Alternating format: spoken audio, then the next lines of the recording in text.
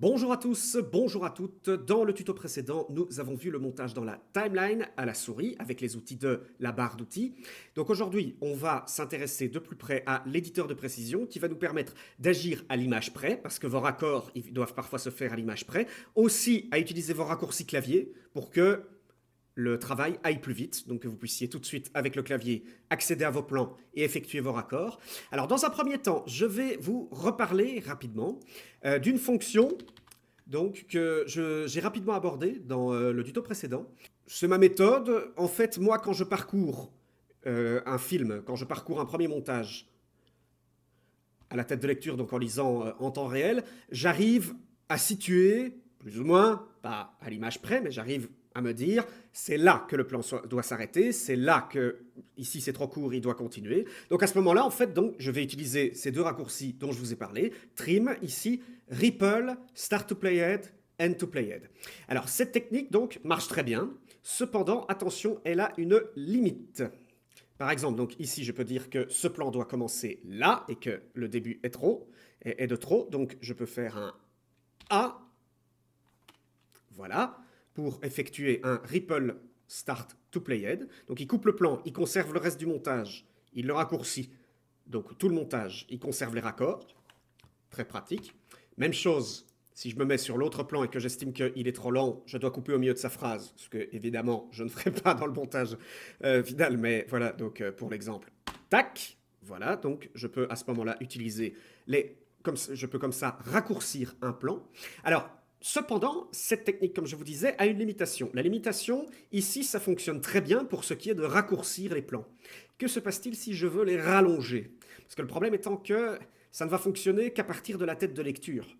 Donc ça ne peut agir que sur le plan qui est sous la tête de lecture. Si je veux le rallonger, par exemple, jusqu'ici, bah, ça ne va pas être possible, parce que si je fais ici un end to playhead, qu'est-ce qui va se passer? C'est celui-là, celui qui est sous la tête de lecture, qui se raccourcit. Donc du coup, là, à ce moment-là, vous n'allez pas pouvoir utiliser cette fonction pour rallonger des plans.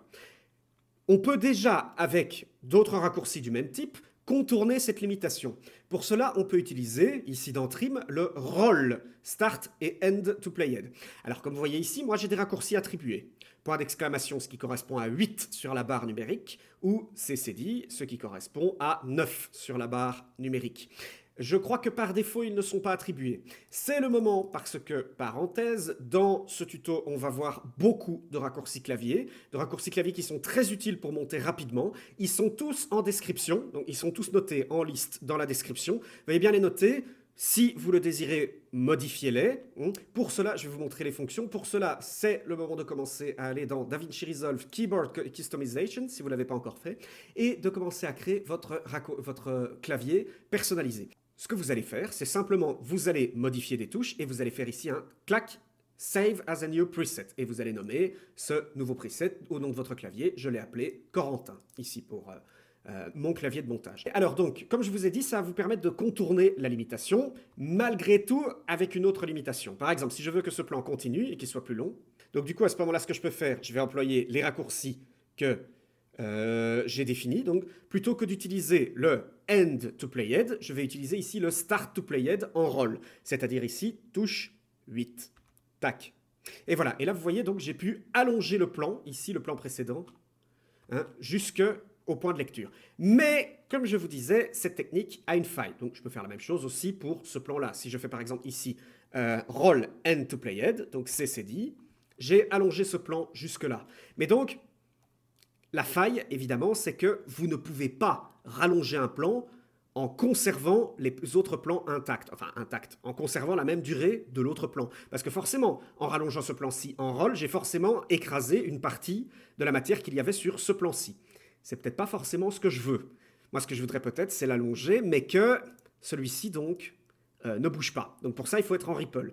Il n'est pas possible, je vais annuler les coupes, il n'est pas possible de faire un start to playhead, donc même en sélectionnant le plan, vous pouvez essayer. Ce n'est pas possible de faire un start to playhead à partir d'ici en faisant un ripple. Donc du coup, ça c'est une limitation assez importante de cet outil. Cependant, il n'y a pas de problème. Pour ça, il suffit d'utiliser d'autres outils.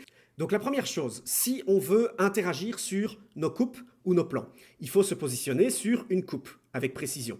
Alors pour ça, quelques touches. Si vous utilisez les touches flèche gauche ou flèche droite de votre clavier, vous allez vous déplacer image par image, à gauche ou à droite.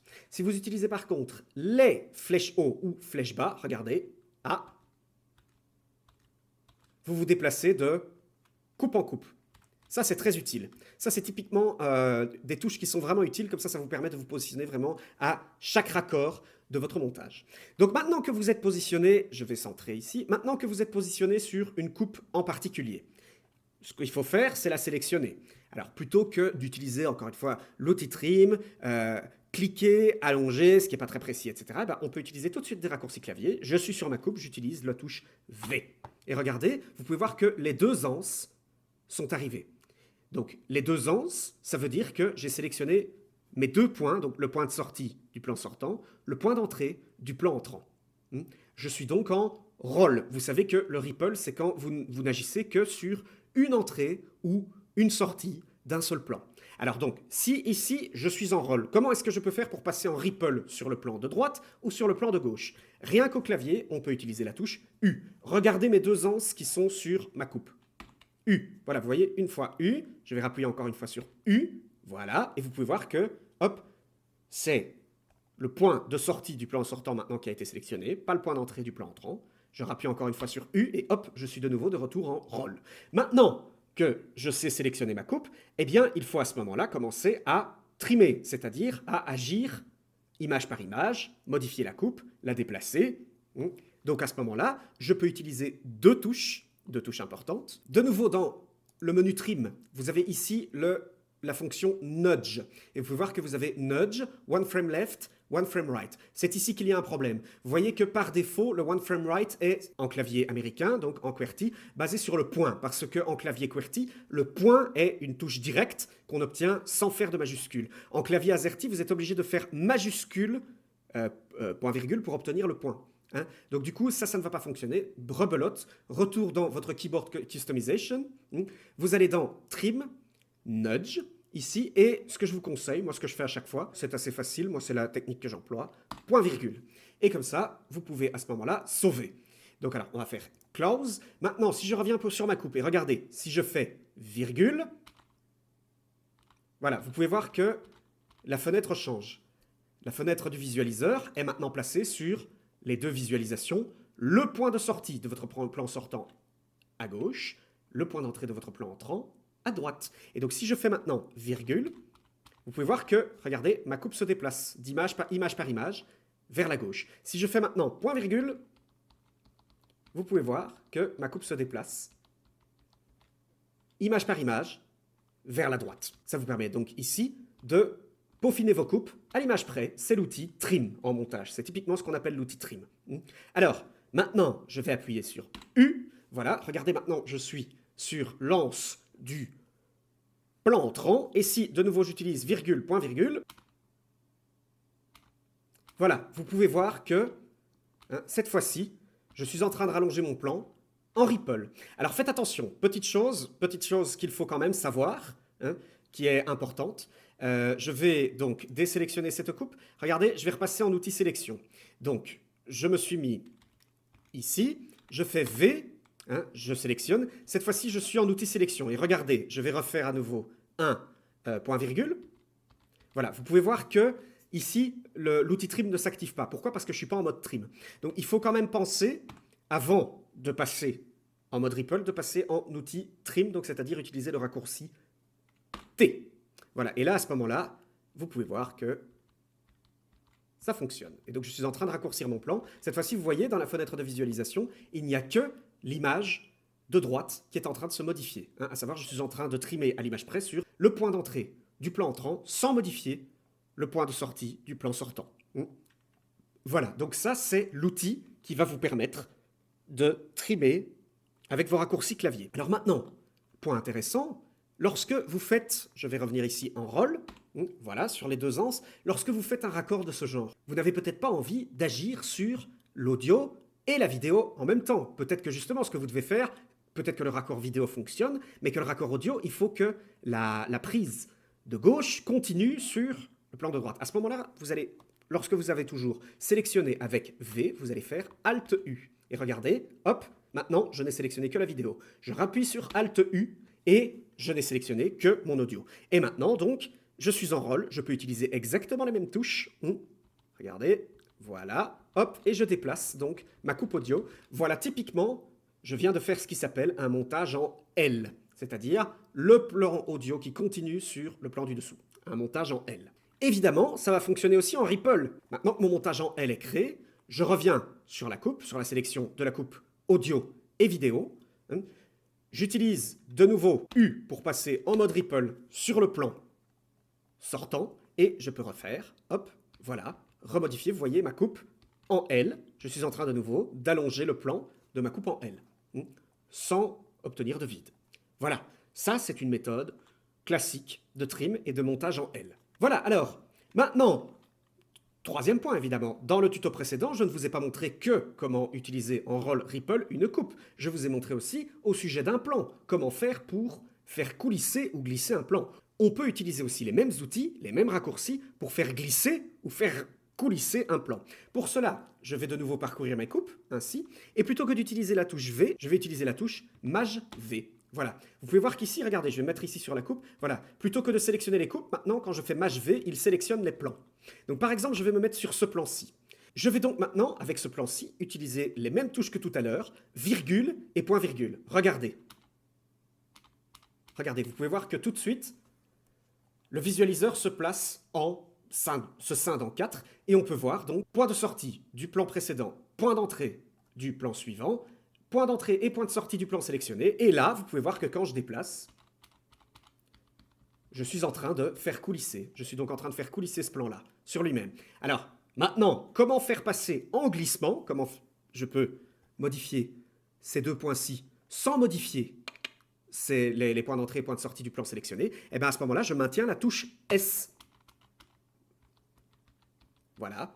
Vous pouvez voir que ce sont les deux autres points qui sont en train de se modifier. Voilà, je suis en train de faire glisser le plan sur la timeline. Voilà, ça ce sont toujours des raccourcis très pratiques et qui vous permettent donc d'utiliser à ce moment-là, de faire coulisser, glisser, raccorder vos plans au clavier. Voilà. Petite information, petite astuce en plus, je vais me positionner sur la coupe, voilà. Il existe aussi une fonction, si je vais ici dans Trim, Nudge, les deux options ici, Multiframe Left et Multiframe Right. Alors, de nouveau, si vous faites Shift virgule, ça va fonctionner, mais Shift point, ça va pas fonctionner. Rebelote, Keyboard Customization. Donc, je vais retourner dans Trim, Nudge. Ici, plutôt que de faire Shift point, je vais faire Shift point virgule. Voilà. Et je sauve. Alors, qu'est-ce que ça va faire? Eh bien maintenant, si je me remets sur ma coupe, si maintenant je fais Maj, regardez. Voilà, en fait, plutôt que, ça c'est tout simple, plutôt que de modifier la coupe d'une image, ici on modifie la coupe de 10 images. Très pratique si vous voulez aller plus vite. Par exemple, si vous avez besoin, si vous savez que le raccord n'est pas bon là, que vous devez l'avancer plus loin, ou que vous devez le rapprocher plus rapidement avant de passer au plus précis, image par image. Voilà. Alors, il existe une dernière fonction dont je vous ai parlé. Si, comme moi, vous aimez bien vous parcourir vos images et vos raccords à vitesse réelle, il existe une fonction très chouette qui s'appelle le trim dynamique. Pour ça, je vais me repositionner sur la coupe et je vais la sélectionner avec V. Maintenant, je vais appuyer sur la touche W. Et vous pouvez voir que, il y a ma tête de lecture qui a changé. Et vous pouvez voir que ici, j'ai un outil qui a été sélectionné qui s'appelle le Dynamic Trim Mode. À quoi ça sert le Dynamic Trim Mode? Eh bien, regardez maintenant, si j'utilise ce mode, je vais faire ici un J.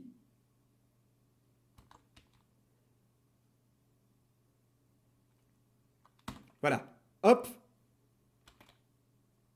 Voilà, vous pouvez en fait ici faire à vitesse de lecture constante votre coupe. Vous voyez, je suis en train en fait là ici de modifier mon rôle à vitesse de lecture. Je peux bien entendu, passer comme ceci en mode Ripple. Et là, vous allez voir tout de suite que, voilà, vous avez donc ma timeline qui se déplace. Je suis en train de rallonger le plan, vous voyez, à vitesse de lecture. Très pratique. Comme ça vous permet à temps réel de bien savoir où est-ce que vous voulez faire votre raccord. Très pratique. Parce que ça, c'est vraiment une fonction assez chouette, le trim dynamique. Et dernier point que je n'ai pas encore vu avec vous, si vous avez maintenant peaufiné votre raccord et que vous voulez le parcourir rapidement, majuscule 2 points. Voilà. Donc voilà, vous pouvez utiliser majuscule 2 points pour faire partir la tête de lecture un peu plus loin que votre coupe et visionner votre coupe. Voilà, vous savez utiliser votre clavier pour parcourir vos plans et modifier votre montage dans la timeline sans toucher à la souris, et vous savez également raccorder avec précision vos plans. Ce sera tout pour aujourd'hui. Merci, à la prochaine.